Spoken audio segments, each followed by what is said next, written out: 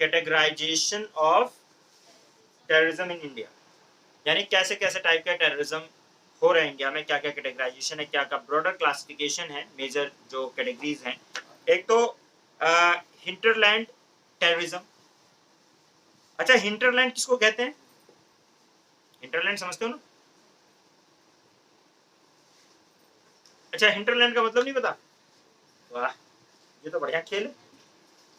Hinterland terrorism एक है। दूसरा जम्मू कश्मीर मिलिटेंसी। अब जम्मू कश्मीर मिलिटेंसी तो समझ ही रहे होगे, और नॉर्थ ईस्ट इंसर्जेंसी भी समझ रहे होगे, लेफ्ट विंग एक्सट्रीमिज्म भी समझ रहे होगे, सिर्फ आपको हिंटरलैंड नहीं समझ में आया। ये तो बहुत कॉमन इंग्लिश वर्ड है यार। जो भी आपके अंदरूनी इलाके उनको हिंटरलैंड कहेंगे, और क्या कहेंगे? मतलब जैसे क्या होता है, एक बॉर्डर एरिया होता है, तो बॉर्डर एरिया तो एक मतलब है, लेकिन अगर आपके घर में घुस के कोई लड़ रहा है कुछ भी, तो सारा वो हिंटरलैंड होता है, ठीक है। एक होता है स्पेसिफिक एरिया, आपने कर दिया। स्पेसिफिक एरिया का मतलब क्या है कि जम्मू कश्मीर जैसे स्पेसिफिक एरिया है, पता है कहाँ पे, ठीक है। नॉर्थ ईस्ट हो गया, वो भी क्लियर है। और क्या नाम है आपका, लेफ्टिंग भी पता है कि कहाँ पे, वो उसका पूरा एरिया मार्क है। हिंटरलैंड मतलब कहीं भी हो रहा है, इंटरनली हो रहा है, लेकिन कहीं भी हो रहा है, समझ रहे हो ना? ये जरा खतरनाक होता है। देखो, हमें पता है उस एरिया में, तो हमें वहां पे प्रिकॉशन से जाएंगे। बात समझिए, हमें पता है कि यहाँ पे मिलिटेंसी है, तो थोड़ा सा हम प्रिकॉशन करेंगे। कहीं पे नक्सलिज्म है, हम प्रिकॉशन करेंगे। कहीं पे क्या नाम है वो है, तो वहाँ कुछ कर देंगे। हमें पता ही नहीं है कब कहाँ बम फूट जाएगा, समझ रहे हो ना? नहीं नहीं, मतलब पर्टिकुलर एरिया ही नहीं, वो पूरे कंट्री में फैला हुआ है सिस्टम।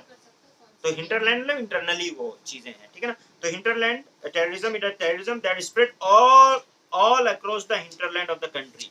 पूरी कंट्री में फैला हुआ है। यानी एक तो एरिया स्पेसिफिक टेररिज्म है, दूसरा होता है हिंटरलैंड टेररिज्म। तो हिंटरलैंड टेररिज्म मतलब क्या हो गया कि पूरे इंडिया में कहीं पे भी देखो, अभी जैसे होता ना, कहीं पे कभी दिल्ली में हो गया, कभी मुंबई में हो गया, कभी गुजरात में हो गया, कभी कहीं हो गया, कभी कहीं हो गया, तो हिंटरलैंड टेररिज्म चल रहा है, ठीक है ना।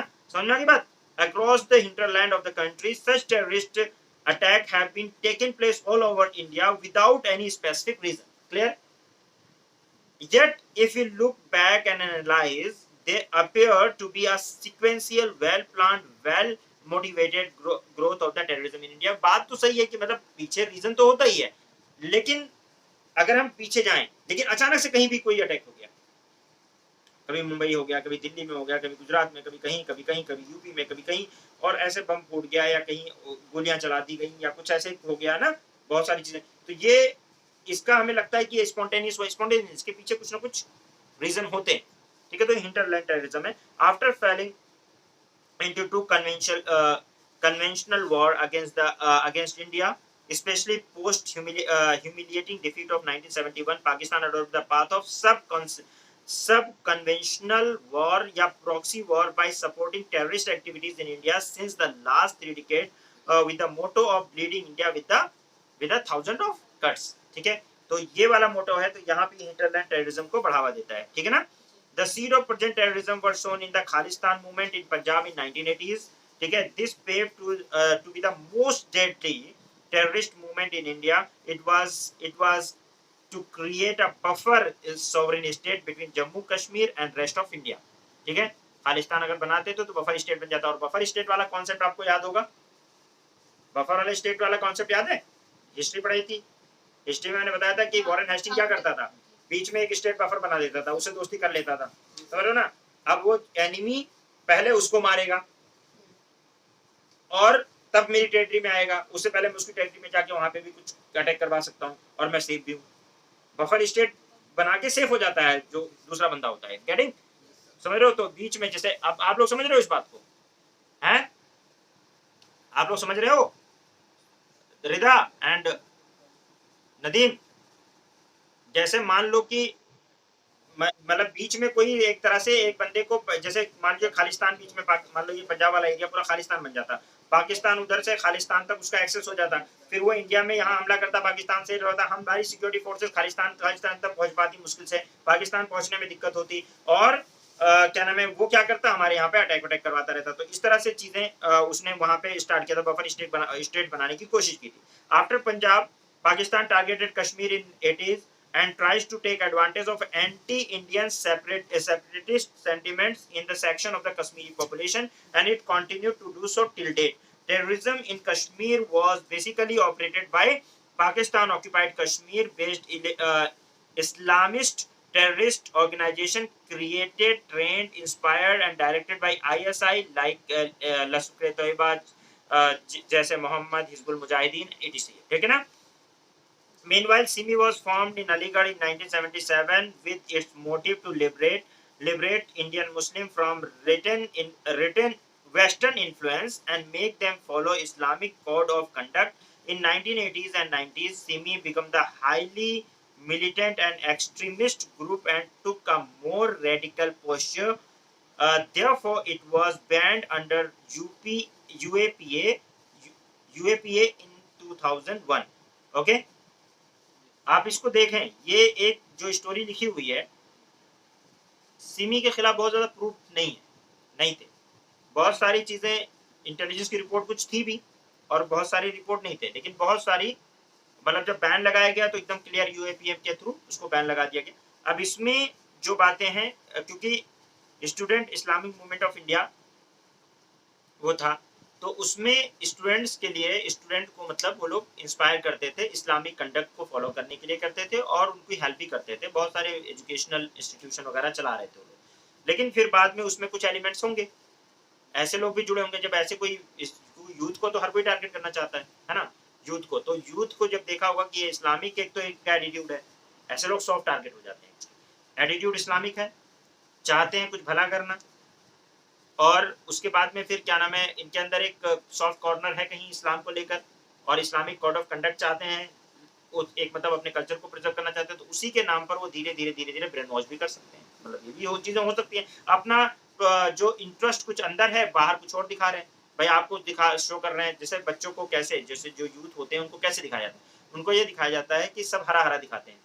मतलब दिखाते हैं कि मतलब हम we are very Islamic, we are very Islamic, लेकिन हो सकता है अंदर बहुत मोटिव उनका कुछ और हो. अब वो जो बच्चा है उसको तो लग रहा है यार ये तो बड़ा अच्छा है, रिलीजियस आदमी है, अच्छा इंसान होगा, खुदा के लिए चीजें कर रहा होगा, लेकिन वो उसके तरह से उसको दूसरी चीजों में इन्वॉल्व करवा देते हैं. तो इसको ब्रेन वॉश भी करवा देते हैं. तो ऐसे कुछ एलिमेंट्स होते हैं और उसकी वजह से फिर वो पूरा एक सड़ा हुआ एप्पल जैसे पूरी उसको खराब कर देता है. क्योंकि सिमी ने अच्छे काम भी बहुत सारे किए, लोगों को हॉस्पिटल्स हैं, स्कूल्स वगैरह में मतलब बहुत अच्छा एजुकेशन पे काम किया है, ऐसे काम किए हैं. लेकिन जब एलिमेंट ऐसे आ जाएंगे, जाहिर सी बात है, और जब उनकी इस तरह की कोई चीज इंटेलिजेंस को पता चलेगी तो फिर आपको ये थोड़ी ना है, उनको तो एलिमिनेट ही करना पड़ेगा ना, वो आपको टॉलरेट नहीं कर पाएंगे. ये इंटरनल सिक्योरिटी के लिए खतरा हो सकता है, क्योंकि फिर मतलब ये हो सकता है कि भाई ठीक है, आपकी अगर कहीं पे वन वे और अदर लिंकिंग मिल गई है, कोई लिंक मिल गया है, तो फिर ये बड़ा थ्रेट पैदा होने से पहले उसको एलिमिनेट कर दिया जाए. ये कोशिश रहती है सिक्योरिटी फोर्सेस की या इंटेलिजेंस की या कंट्री की. तो ये है. Ayodhya incidents of 1992 also saw the rise of the reactionary terrorist activities all over India, especially Mumbai in 1993 bomb serial blast. This provided a big opportunity to ISI to carry forward its design of spreading terrorism and communalism in India.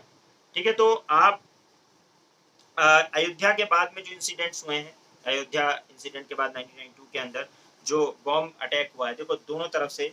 अब देखो यहाँ पे अगर आप देखोगे, आप एक black Friday movie देखना, देखा आप लोगों ने?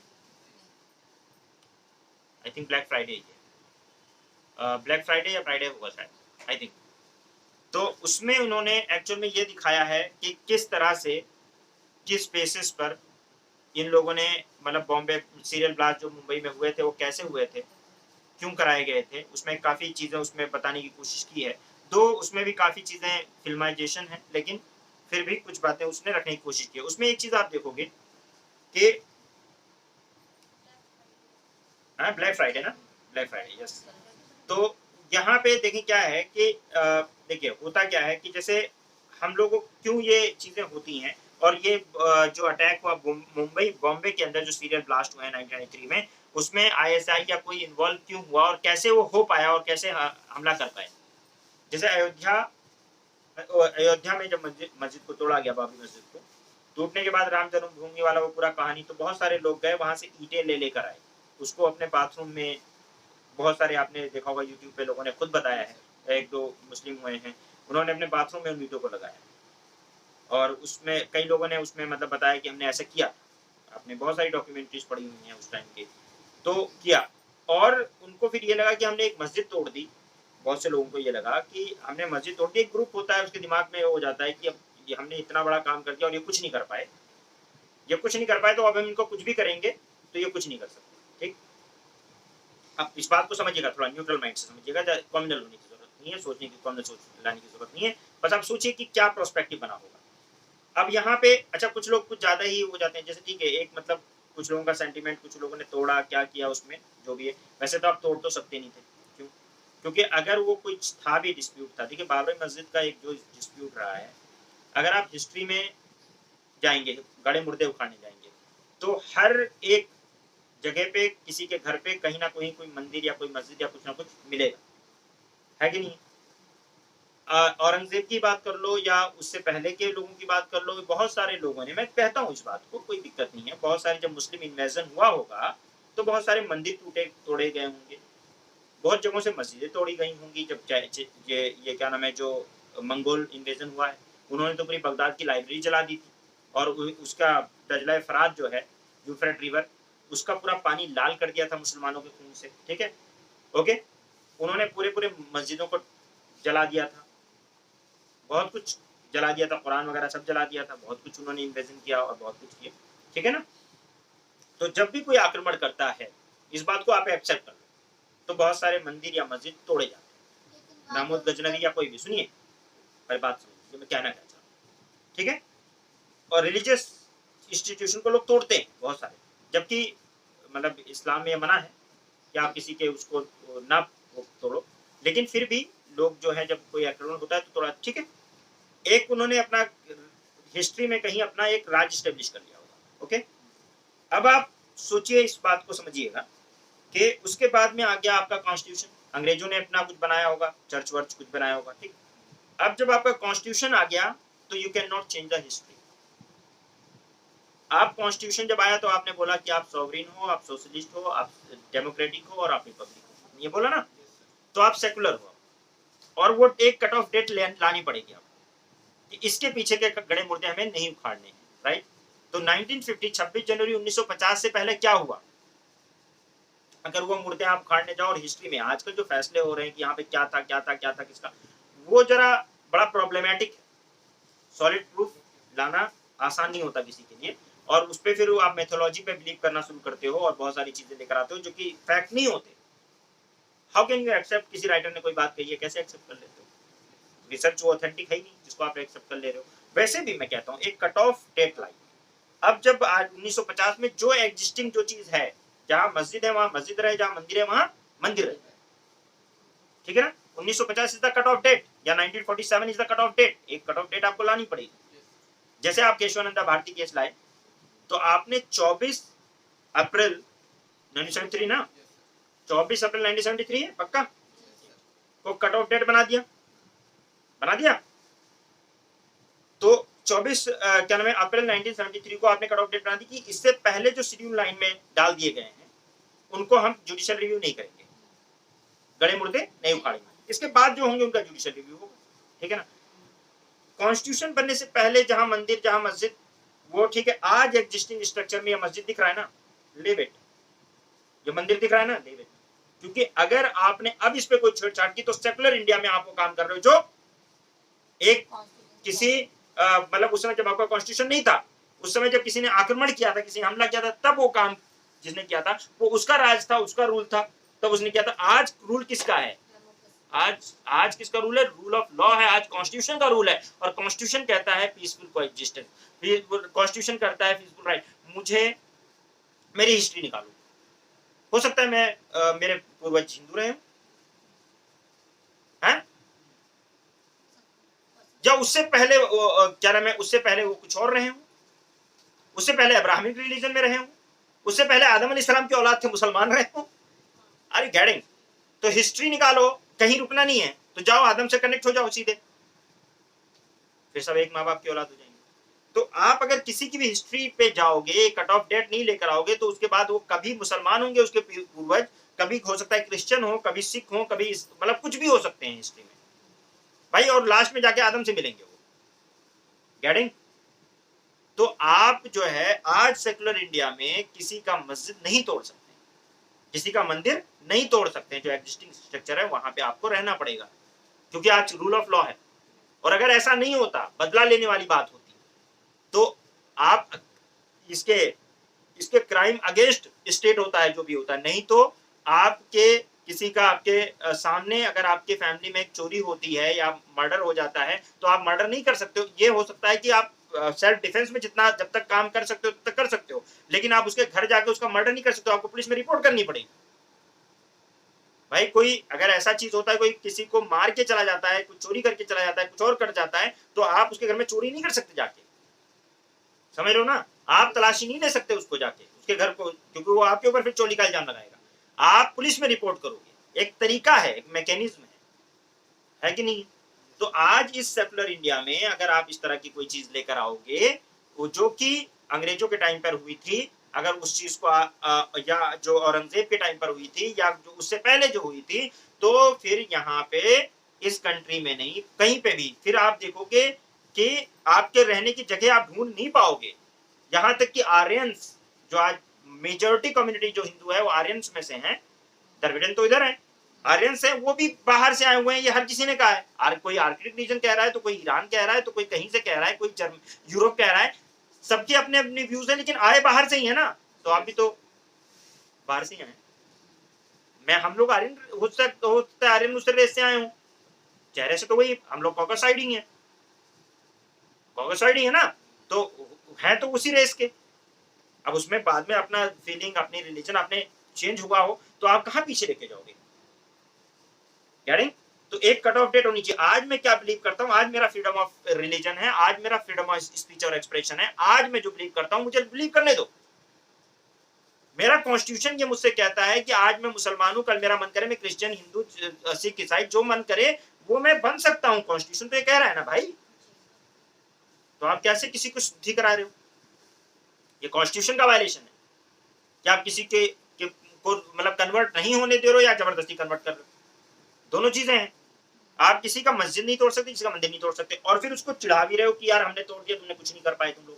तो ये मुस्लिम्स को नहीं चिढ़ा रहे हो आपने जिन लोगों ने किया वो चिढ़ा किसको रहे हैं बेसिकली, वो अथॉरिटीज को चिढ़ा रहे हैं, वो कॉन्स्टिट्यूशन के मुंह पे तमाचा मार रहे हैं कि देखो तुम्हारा कॉन्स्टिट्यूशन कुछ नहीं कर पाया, हमें जो करना था हमने कर लिया, राइट।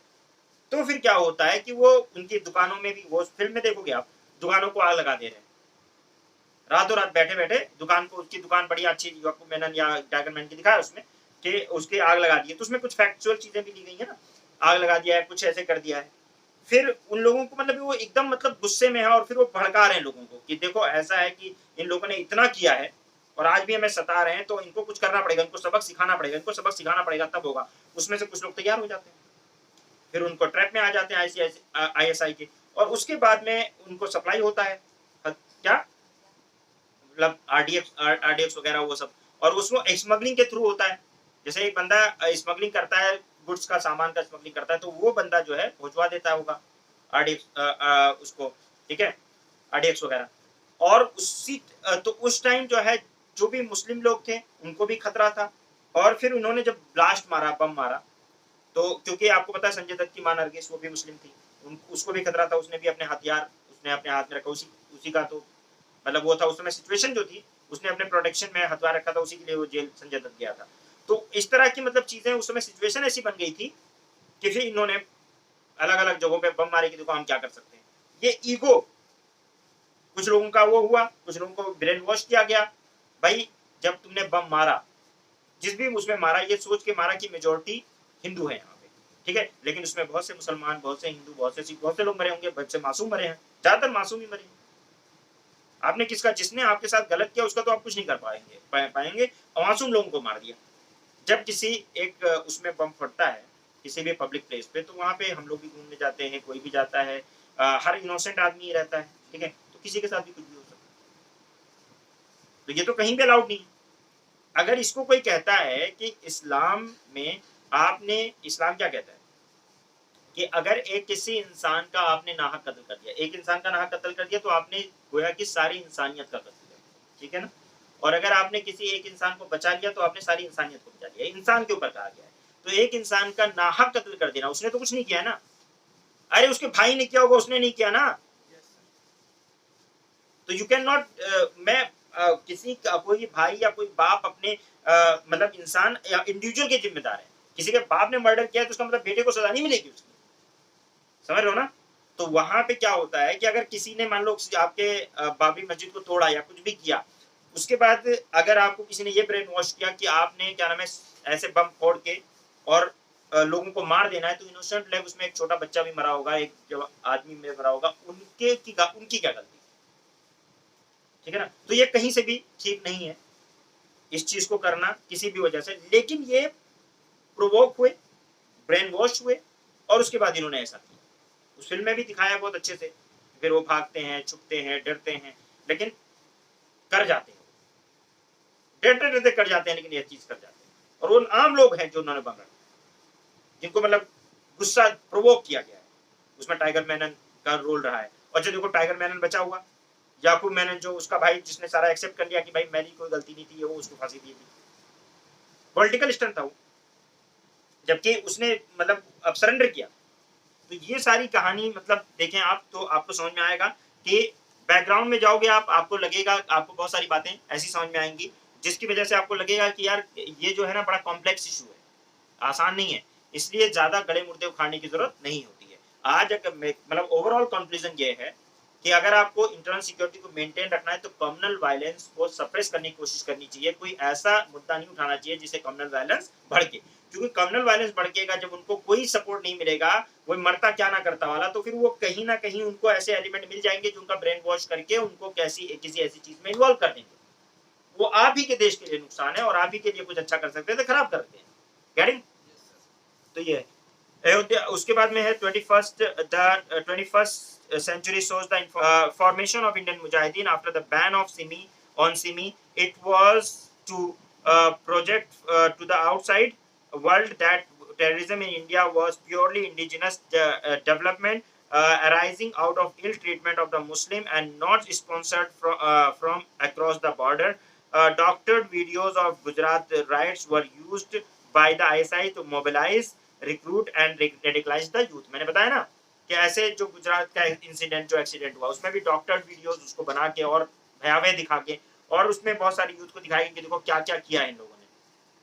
उसमें कुछ रियल इंसिडेंट्स हैं, कुछ जो है गलत चीजें डॉक्टर की गई, यूथ को दिखाया गया कि देखो कितना गलत गुजरात राइट कितना गलत किया है, तो इनसे बदला लेने की जरूरत है। उसमें रेडिकलाइज करके जो है रिक्रूट किया करा जाता है और इस तरह की चीजें करते हैं। और वो ये भी दिखाते हैं कि ये सब इंडिया वाले खुद कर रहे हैं अपने, इससे जब आप उनके ऊपर जुल्म कर रहे हो, दिखा रहे हैं कि आप ऐसे राइट करके जुल्म कर रहे हो, तो ये खुद इंस्पायर होकर कर रहे हैं। हमें क्या नाम है, हम स्पॉन्सर नहीं कर रहे, जबकि एक्चुअल में वो पाकिस्तानी ISI स्पॉन्सर्ड है, ठीक है ना। the ISI has always tried to take advantage of the communal incident like Ayodhya issue and the Gujarat riot for inciting youth Indian Muslim. The increasing effort of ISI to exploit the communal sentiment have ensured that the Muslim community remain vulnerable to mobilization, recruitment and radicalization in recent time. There was a report of Lashkar-e-Taiba recruiting youth Muslim in riot after affected Muzaffarpur district. ठीक है, जब Muzaffarnagar district हुआ, Muzaffarnagar district में जो incident हुआ आपको पता है, राइट्स हुए, उसके बाद भी मतलब कहा जाता है कि एक्टिव हुए हैं और मुस्लिम यूथ को जो है रेडिकलाइज करने की कोशिश की गई। We saw reactionary right-wing extremist activities 2006 and 7 in the form of bomb blast in the Malegaon. उसके बाद देखिए आप, यही जो है अब ये वाला जो है, इसके अलावा अब ये चाहे आप रिएक्शनरी कहो, राइट विंग, चाहे प्रो कहो, ठीक है, राइट विंग एक्सट्रीमिस्ट जो ग्रुप है, जो हिंदू मिलिटेंसी है, उसमें मक्का मस्जिद में देखिए ब्लास्ट हुआ, हैदराबाद मस्जिद में, चाहे वो मालेगांव में हुआ, मक्का मस्जिद में हुआ, हैदराबाद में हुआ, अजमेर शरीफ में हुआ, समझौता एक्सप्रेस, ये सारा देखिए रिएक्शनरी जो है ब्लास्ट, ठीक है ना। तो initially investigating agencies of the various state police has alleged implicating innocent Muslim youth in these cases, ठीक है, these cases, this result in heavy resentment in the Muslim and gave another boost to the radicalization of the Muslim youth by ISI, LAT, SIMI and IM। तो ये भी खुद भी अशोक साहब जो है ये क्या नाम है, राइटर हैं, IPS हैं, इनको भी ये बात समझ में आ रही है कि शुरू में इन्होंने बात लिखी है बहुत सही से कि जो मतलब राइट विंग एक्सट्रीमिस्ट हैं, इन्होंने जो मक्का मस्जिद में, ये तो बाद में क्लियर हुआ ना, मक्का मस्जिद और क्या नाम है मालेगांव और हैदराबाद और अजमेर शरीफ, यहाँ जो समझौता एक्सप्रेस यहाँ जो ब्लास्ट करा, ठीक है, ये जो ब्लास्ट हुए ये राइट विंग हिंदू एक्सट्रीमिज्म ने किया, ये बाद में क्लियर हुआ। इससे पहले क्या मतलब आइडियोलॉजी बनी थी कि मुस्लिम यूथ ने किया, तो मुस्लिम यूथ को क्या किया गया, मुस्लिम जो लड़के हैं उनको पकड़ा गया, उनको जेलों में डाला गया, ठूसा गया। बाद में इन्वेस्टिगेटिंग एजेंसीज जो थी उन्होंने मतलब क्लियर किया कि रियल कल्प्रिट कौन है। वो जब पीछे हुआ तो पता चला राइट विंग एक्सट्रीमिस्ट है, जिसमें साध्वी प्रज्ञा वगैरह ये सब पकड़ी गई थी, ठीक है ना, मालेगांव वाले में।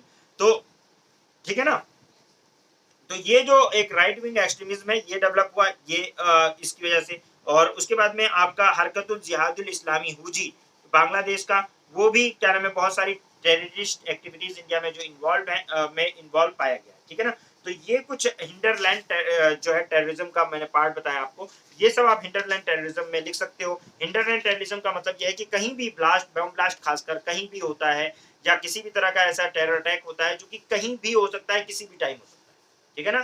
तो इसके लिए कोई वो नहीं दिखता है कि स्पॉन्टेनियस लगता है, लेकिन इसके पीछे कोई ना कोई पीछे रीजन होता है। जैसे आपने देखा बॉम्बे सीरियल ब्लास्ट हुए तो उसके पीछे माना जाता है कि बाबरी मस्जिद का जो वो हुआ उसकी वजह से हुआ। इसी तरीके से और जो भी मतलब इंसिडेंट हुए उनके पीछे कुछ ना कुछ कहीं ना कहीं रीजन रहा है। या अगर ये मक्का मस्जिद या क्या नाम है आपका मालेगांव में या हैदराबाद में जो राइट विंग एक्सट्रीमिस्ट ने वो किया है उसके पीछे भी उनका कुछ रीजन है जिसकी वजह से वो ऐसा कर रहे हैं। गेटिंग? और ये आसनी रीजन है, काफी टाइम से रीजन है ये राइट विंग एक्सट्रीमिज्म वाला। तो यहाँ तो हमने ये देख लिया कि भाई हिंटरलैंड टेररिज्म हमने समझ लिया। इसके बाद में important terrorist attack in India, तो ये अटैक सारे मतलब जो इंपॉर्टेंट टेररिस्ट अटैक इंडिया के अंदर हैं इसको सारे अटैक्स हिंटरलैंड वाले ही हैं, ठीक है। इसकी एक लिस्ट दे रखी है, जैसे बॉम्बे ब्लास्ट 1993 में 300 लोग मारे गए। उसके अलावा आपका Brahmaputra mail train bombing blast है 1996 में, उसमें 33 लोग मारे गए, 55 लोग मारे गए, इसमें 200 से ज्यादा इंजर्ड हुए, जिसमें Coimbatore bombing target LK. Advani को की रैली को टारगेट किया गया था उसमें। इसी तरीके से हरकतुल मुजाहिदीन ने जो है इसका फ्लाइट जो थी AI 841 हाईजैक कर लिया था 1999 में, ठीक है ना। और अटैक रेड फोर्ट पे अटैक हुआ 2000 में, जम्मू एंड कश्मीर असेंबली में 2001 में अटैक हुआ। तो ऐसे ये पूरा एक लिस्ट दे रखा है इन्होंने कि कहाँ तक जो है पुलवामा तक अटैक का दे रखा है ना, कि और आगे भी दिया है क्या पुलवामा तक, 2009 में पुलवामा तक के अटैक हैं। तो ये बहुत सारे अटैक इसमें हैं, एक बार आप लोग देख लीजिएगा। इसमें समझौता एक्सप्रेस का है, अजमेर शरीफ में राइट विंग एक्सट्रीमिस्ट ने किया ये, ठीक है।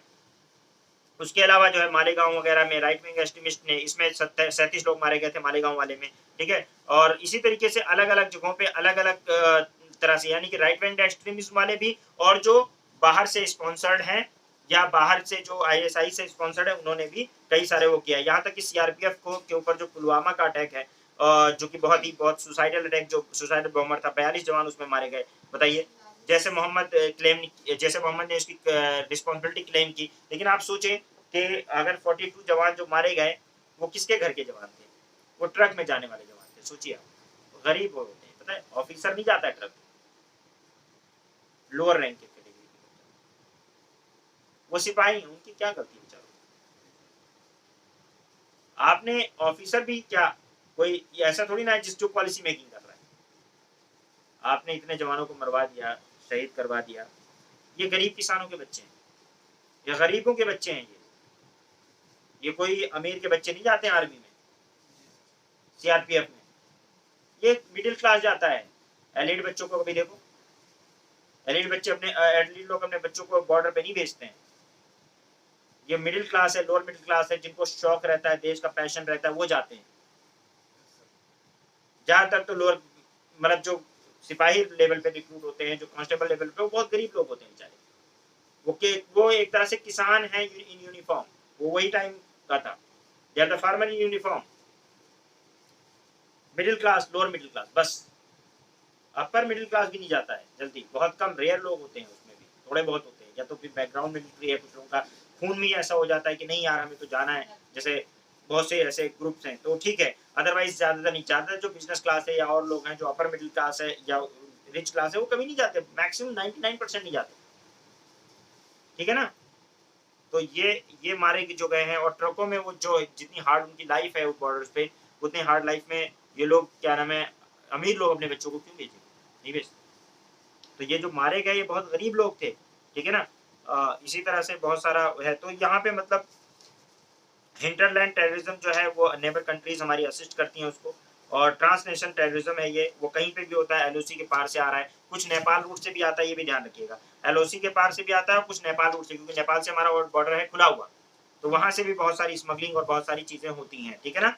बहुत सारी यहाँ पे आउटफिट जो हैं वो एक्टिव जो मिलिटेंट आउटफिट्स हैं जो काम कर रहे हैं, उसमें से आपका लश्कर तैयबा है, ठीक है, जैश ए मोहम्मद है, हिजबुल मुजाहिदीन है, Al Qaeda in India subcontinent है, SIMI Student Islamic Movement of India, Harkatul Jihadul Islami HuJI, उसके अलावा ये बांग्लादेश बेस्ड है, और इंडियन मुजाहिदीन बताया जाता है कि इंडिया बेस्ड है। इंडियन मुजाहिदीन के लिए बहुत सारी कंट्रोवर्शियल थेरीज भी हैं कि है भी या नहीं है। लश्कर तैयबा का माना जाता है कि उसके फ्रंट से काम करते हैं लोग। स्लीपर सेल है जो पड़े रहते हैं, आइसोलेटेड रहते हैं, लेकिन जब जरूरत पड़ती है तो एक्टिव हो जाते हैं, ये भी उनका एक वो है।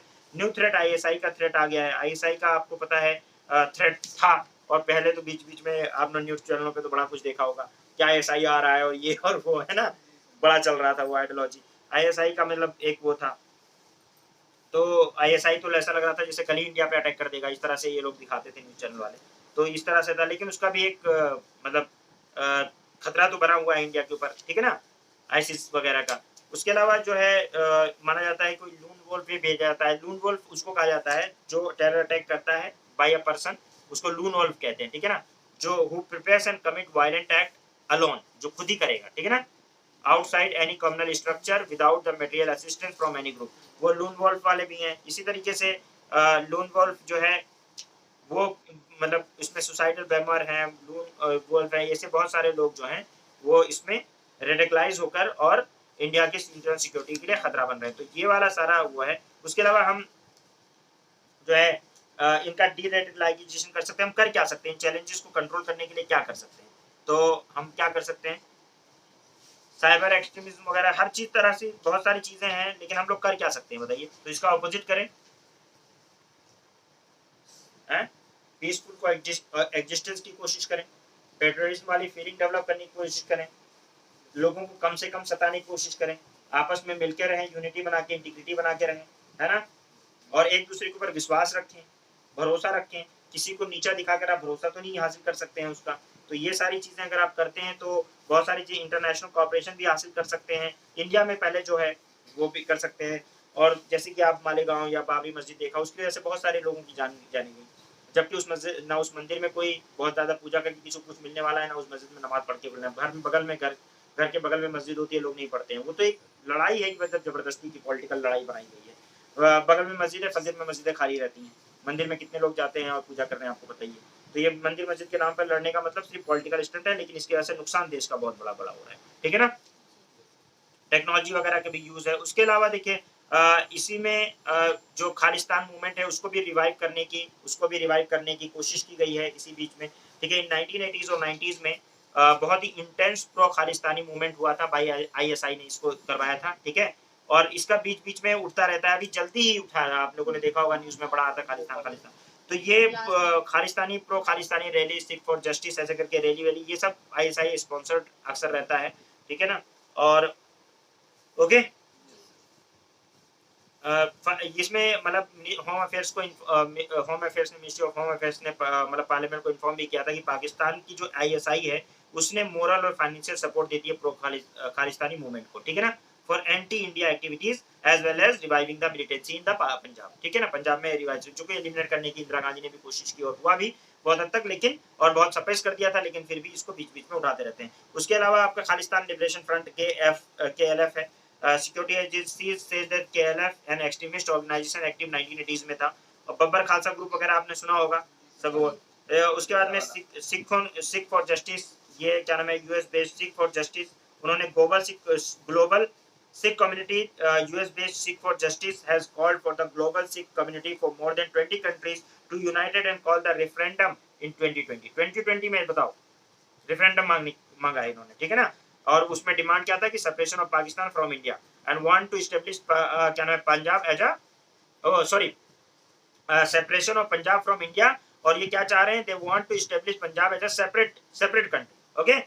They have started this referendum for the reviving Khalistani movement and plan to move UN and also other world come in this cause। मतलब ये लोगों को एक ग्लोबल इशू बनाने की कोशिश की है, किसने किया है, सिख फॉर जस्टिस एक वो है यूएस बेस्ड, उसने किया है, ठीक है ना, जैसे गदर मूवमेंट इन्होंने स्पॉन्सर करवाया था, अंग्रेजों के खिलाफ वो अंग्रेजों के खिलाफ था। यहाँ इंडिया के खिलाफ जो है ये लोग क्या नाम है सिर्फ फॉर जस्टिस लेके चल रहे हैं, ठीक है ना। और वो एक आइडियोलॉजी है। उसके अलावा Hindutva inspired right wing terrorist है। Hindutva inspired right wing organization has been accused of involvement in the terrorist attack including the Malegaon blast, Makkah Masjid bombing, Hyderabad Samjhota Express bombing and Ajmer Shif Dargah blast. This is called right wing terrorism. It is supposed to have developed as a reaction of ISI and sponsored terrorism, alleged Muslim appeasement by the government of India and tries to target Muslim dominated area. इनका main मकसद ये होता है जहाँ Muslim dominated area वहाँ target करें, वहाँ पे हमले कराए जाएं। और उसके अलावा जो है मतलब इनका ये कहा जाता है कि रिएक्शनरी वो हुआ है, जो भी मतलब जो सिंपैथी गवर्नमेंट जो है करती है, पीस करती है मुस्लिम्स को उसके खिलाफ। और उसके अलावा जो है ये रिएक्शन के तौर पे आईएसआई के रिएक्शन के तौर पे डेवलप हुआ है, ठीक है ना। बट आप देखें कि कम्युनल हेट्रेड जो है आपको दिखता होगा, जब लेरियां निकलती हैं तो रिएक्शन नहीं होता, वो एक्शन होता है, प्रोवोक करने की कोशिश होती है। आप देख रहे हैं ना, ये रैलियां निकलती हैं बहुत सारी और आप देखते हैं कि मदरसों पे चढ़ के, मस्जिदों पे चढ़ के और इस तरह की जो चीजें कर रहे हैं, सिक्योरिटी फोर्सेस खड़ी देख रही हैं। तो ऐसी जो चीजें हो रही हैं, तलवारें लेके निकल रहे हैं, जो कि डेडली वेपन्स वैसे अलाउड नहीं है, but still everything is going on, ये सब हो रहा है। तो इसमें रिएक्शनरी सिर्फ नहीं कहा जाएगा। अब ये जैसे रिएक्शनरी हो सकता है कभी रहा हो, लेकिन अब जो है ये प्रोवोकेटिव होता है, प्रोवोक करने वाली सिचुएशन होती है। वहां पे अगर प्रोवोक करते हैं यानी कम्युनल वायलेंस भड़काने की कोशिश है, और इसमें कुछ ग्रुप इन्वॉल्व हैं। इसमें भी जो यूथ बच्चे हैं, जो मतलब जिनको देखो क्या है, अमीरों के बच्चे कभी जाएंगे ऐसी रैली में? जो आईएएस की तैयारी कर रहा है वो जाएगा? आप में से कोई के 5 मिनट टाइम नहीं है, कोई क्लास आने का टाइम नहीं है, ऑनलाइन पढ़ लेते हो हैं, आप जाओगे ऐसी रैलियों में? नहीं जाओगे। वो कौन लोग होते हैं जिनको अपने भी मरने का डर नहीं है, मारने का वो नहीं है कि मतलब रहम नहीं है कि मार दे। ऐसे लोग जाते हैं ऐसी रैलियों में, लोग मारते हैं, कम्युनल वायलेंस करवाते हैं। जब दिल्ली में हुआ आपने देखा, छोटे छोटे लड़के थे, वो गरीब बच्चे थे, वो दलितों के बच्चे थे और बच्चे थे, उनको कुछ पैसे देकर या उनको कुछ ब्रेन वॉश करके, क्योंकि पढ़े लिखे नहीं होते, पढ़े लिखे होंगे तब तो समझ पाएंगे ना, तब वो बैलेंस बातें करेंगे। अब उनको जो समझा दिया गया कि यार ये ऐसी बातें कर रहा है या ये ऐसा है, तो बस वो समझ गए उस चीज को कि हाँ ऐसा ही है। और उसके बाद उन्होंने क्या किया, मतलब हमें तो हिंदू बचाना है, हम हिंदू जगाने आए हैं, हम ऐसा, और वो भी उसी उसमें क्या नाम है, हमें हिंदू राष्ट्र बनाना है। अब वो they don't know what is Hindu Rashtra, they don't know what is constitution. भाई उनसे ज्यादा हिंदू के बारे में तो मैं जानता हूँ, मतलब एक मुस्लिम जानता है, मैं क्या नहीं जानता हूँ। मैंने चारों वेद जो है वो पढ़ रखा है संक्षिप्त में, ऋग्वेद, यजुर्वेद, अथर्ववेद, सामवेद, चारों। रामायण पढ़ी हुई है, महाभारत पढ़ी हुई है, गीता पढ़ी हुई है, ठीक है, संस्कृत बहुत अच्छे से पढ़ी हुई है। पता नहीं कितने गीता के श्लोक मुझे बड़े अच्छे लगते हैं। यदा यदा धर्म से कर्म, वो है नहीं, वो उसमें जो है कि जब जब धर्म की हानि होगी, अधर्म की वो होगी, उसमें कुछ ऐसी चीजें हैं ना जो आप देखोगे कि क्या तुम क्या लेकर आए, क्या लेकर जाओगे। जो लिया इसी ईश्वर से लिया, जो दिया इसी ईश्वर को दिया। तुम ना कुछ लेकर आए थे ना कुछ लेकर जाओगे, ठीक है। जो लिया यहीं से लिया, जो दिया यहीं पे दिया, ठीक। तुम क्यों रोते हो? तुम्हारा क्या किया जो तुम रोते हो? तुम क्या लेकर आए, ठीक है। आत्मा ना पैदा हुई है ना मरेगी। बड़ी जबरदस्त बातें हैं, एक से एक चीज है। मैं उन टेक्स्ट को नहीं पढ़ता हूँ। कितने लोग हैं जो ये जानते हैं कि क्या नाम है, महाभारत में कितने श्लोक हैं, रामायण और रामचरितमानस में क्या डिफरेंस है, कितने लोग जानते हैं उसमें जो दंगे कर रहे हैं। किसको पता है कि ब्रह्मा विष्णु महेश जो है वो आदि शक्ति क्या है, ब्रह्मा विष्णु महेश क्या है? कितने पंडितों को, कितने जो दंगे करने वाले हैं उनको पता है। किंतु को मुंडका उपनिषद के बारे में पता है। कितने ऐसे हैं जिनको क्या नाम है, मत्स्य उपनिषद, गरुड़ पुराण के बारे में पता है। कितने ऐसे लोग हैं जो जिनको क्या नाम है, शिव महापुराण जो है वो क्या नाम है, शिव पुराण जो है उसके बारे में पता है, विष्णु पुराण के बारे में पता है। कितने लोग हैं, क्या पढ़ा है उसमें से? गीता तो पढ़ी नहीं है, गीता तो पढ़ी नहीं है। धर्म क्या होता है अगर यही पूछ लो व्हाट इज धर्म, तो धर्म नहीं पता। धर्म का मतलब पता है क्या होता था? रूल ऑफ कंडक्ट रूल जो होते थे, जैसे होते थे हर किसी का ये मेरा धर्म है, कहते हैं ये क्षत्रिय धर्म है, ये मेरा धर्म है, तो आपका वो कोड ऑफ कंडक्ट होता था एक्चुअली। धर्म का मतलब होता था ड्यूटी, कोड ऑफ कंडक्ट, ये आपको करना है। क्या आप धर्म जानते हो? You owed your duty to your parents, वो तो कर नहीं रहे हो। योर ड्यूटी टू सोसाइटी, उसको कर नहीं रहे हो, है कि नहीं? तो बेसिकली चाहे कोई मुस्लिम, अब देखो पढ़ने का शौक है तो मैंने जो भी सारी इंग्लिश में अक्सर पढ़ी है सारी किताबें, चाहे वो बुखारी हो, मुस्लिम हो, तिरमिजी हो, मिस्कात हो, सही सित्ता पूरा जितना भी है, उसको मैं इंग्लिश में ही पढ़ता रहा हूँ जितना हो सका मुझसे। कुरान पूरा ट्रांसलेशन पढ़ा है, बाइबल पढ़ी हुई है, क्या नाम है उसको जो बुद्धिस्ट की किताबें जितनी भी आती हैं, जैसे विनय विनय पीठिका वगैरह की कुछ ट्रांसलेशन वगैरह मिल जाती हैं तो वो मैं पढ़ लेता हूँ। मुझे अच्छा लगता है रिलीजन पढ़ना। मैं बहुत सारे रिलीजन पढ़े, मैंने सबको कुछ ना कुछ पढ़ता रहा हूँ। मुझे क्या नहीं पता है, मतलब रामायण के बारे में या रामचरितमानस के बारे में क्या नहीं पता है। तुम्हें तो पता भी नहीं होगा कि संस्कृत की वाल्मीकि रामायण में कितना डिफरेंस है और रामचरितमानस में कितना डिफरेंस है। रामचरितमानस कुछ और कहता है, रामायण कुछ और कहता है। संस्कृत रामायण रामायण है और रामचरितमानस एकदम अलग है, टोटली डिफरेंट। तुलसीदास की रचना अवधि में है, वो एक अलग कहानी गाती है, और रामचरितमानस अलग कहानी, और रामायण अलग कहानी गाती है, पता भी नहीं होगा। ठीक है, मिथिला कहाँ है पूछ लो, वही नहीं पता होगा। ठीक है ना, कौन सी चीज है इनको क्या पता है? ना शिव का ओरिजिन पता होगा, ना पार्वती का ओरिजिन पता होगा। ठीक है, अपने वही मैं कह रहा हूँ कि ऐसे लोग हैं, लेकिन वो क्या करने चले जाते हैं, रिलीजन के नाम पे लड़ाने चले जाते हैं। ज्यादातर, मतलब छोटी कास्ट की बात नहीं है, गरीबी कास्ट भी छोटी, वो भी अपने आप को थोड़ा ऊपर दिखाने के चक्कर में। तो ये इसी तरह से मुस्लिम में भी जो लड़के करते हैं ना, रेडियो में निकालते हैं, देखा होगा मुस्लिम लड़के भी रेडियो निकालना है, बस डीजे चलाने हैं, हुड़दंग मचाना है, इस तरह की चीजें करनी है। तो स्टंट देखो, सबे बारात में स्टंट कैसे करते हैं लड़के बाइक पे, ये दीन है इनका। कुरान कहता है कि बाइक चलाओ, स्टंट करो, है? हदीस कहती है, बुखारी मुस्लिम कहती है। बुखारी की पहली हदीस पूछ लो, नहीं पता होगी। कुरान की पहली आयत पूछ लो, नहीं पता होगी, है कि नहीं है? पहली सूरह कौन सी उतरी है वो कहीं से पढ़ लिया होगा, इकरा इकरा। लेकिन अगर उनसे पूछ लो इन्नमल आमालु बिन्नियात, बुखारी की पहली हदीस से पता है क्या? नियत, नियत क्या है तुम्हारी? बाइक चला के क्या नियत है? स्टंट करना। तो ये सारी चीजें जो कर रहे हैं लड़के, ये रैलियां, और यही सबसे ज्यादा जज्बात में आ जाते हैं, ये करना है, वो करना है। ये नए बच्चे, ये छोटे बच्चे, इन्हीं का ब्रेन वॉश हो सकता है। इनको पता ही नहीं है, ये कब प्रो पाकिस्तानी बातें करने लगते हैं, इनको पता ही नहीं होता पाकिस्तान में क्या हो रहा है। इनको पता है पाकिस्तान की क्या हालात है, उसकी इकोनॉमी पता है कहाँ जा रही है? स्टेबल गवर्नमेंट तक नहीं है वहां पे, कभी कोई मिलिट्री कोप हो जाता है कुछ भी। तो ये सबसे बड़ी पंगा है। तो ये दोनों तरफ है, और इसकी परेशानी समझ लो क्या है। परेशानी है अनएम्प्लॉयमेंट, परेशानी है गरीबी, परेशानी है अनएजुकेशन, क्या मैं इलिटरेसी। ठीक है, इलिटरेसी है, एजुकेशन का ना होना है, समझ रहे हो ना? और उसमें कुछ लोग जो एजुकेटेड हैं वो जानबूझकर ऐसी चीजें करते हैं कि वो मास लेवल पे ब्रेन वॉश करवा सकते। आप देखते हो बहुत ही इंटेलिजेंट लोग कभी कभी कम्युनल बातें कर रहे होते हैं स्टेज पे, आपने देखा होगा। एंड दे नो एवरीथिंग, वो बेवकूफ नहीं है, उनको पता है जिससे पॉलिटिक्स चलनी है, इससे वोट बैंक बनना है, इससे लॉबी बननी है, इससे 5,000 लोग 50,000 लोग मेरे अंडर में आ जाएंगे और उनको मैं एक इशारा करूंगा ब्रेन वॉश करके कि ये कर डालो, वो कर डालेंगे। समझ रहे हो ना?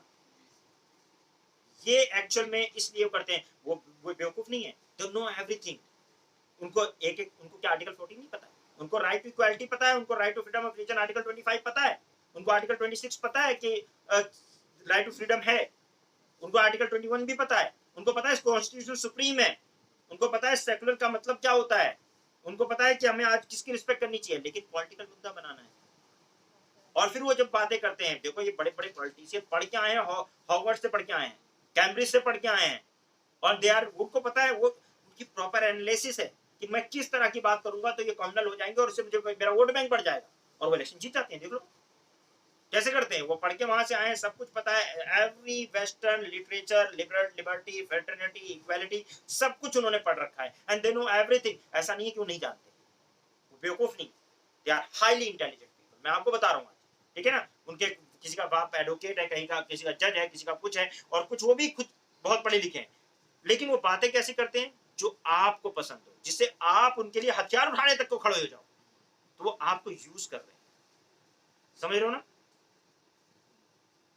और ये मत सोचो कि बेवकूफ है, सामने जो राइट इक्वालिटी को साइड में रख के बात कर रहा है, मैं काट दूंगा, मैं ये कर दूंगा, मैं वो कर दूंगा, बेवकूफ बहुत इंटेलिजेंट है, बस उसको पता है इसी तरह की पॉलिटिक्स यहाँ चलती है तो हम इस का चलाएंगे, क्योंकि एक हाईली इंटेलेक्चुअल आदमी के वोट की उतनी ही वैल्यू है जितनी एक जाहिल इंसान के वोट की वैल्यू। मुझे कितना भी कॉन्स्टिट्यूशन आता हो, मुझे कितना भी क्या नाम है सब्जेक्ट्स पता हूं,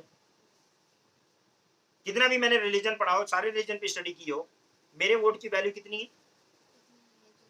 और एक बंदा जो कभी स्कूल नहीं गया, जिसको अगर बोला जाए कि भाई अपना नाम ठीक से बता दो, तो एक बार सोचेगा कि मेरा क्या नाम था, ठीक है, वो बंदा की वोट की वैल्यू भी मेरे वोट के बराबर, ठीक है ना।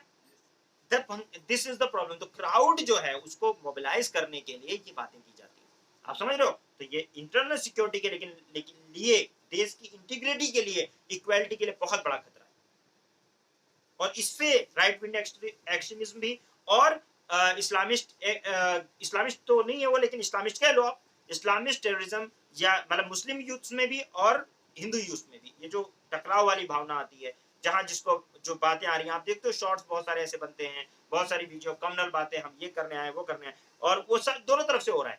ऐसा मत सोचिए कि आप कि एक तरफ से हो रहा है, जहां जिसको मौका मिल रहा है वहां वो वैसी बातें कर रहा है। और यहाँ पे दो ही मेजर कम्युनिटीज हैं, हिंदू और मुस्लिम, बाकी बेचारे इतने सप्रेस्ड है, कुछ क्रिश्चियन क्या बात करेगा, उसको पता है हम तो एक लेस देन 1% है, मैं क्या कर देंगे। सिख थोड़ा बहुत है तो वो दिखाई रहे खालिस्तान वाले रंग, ठीक है, मतलब उसमें सब लोग नहीं है, कुछ लोग हैं, तो मतलब कुछ लोगों को ही बात की जा रही है।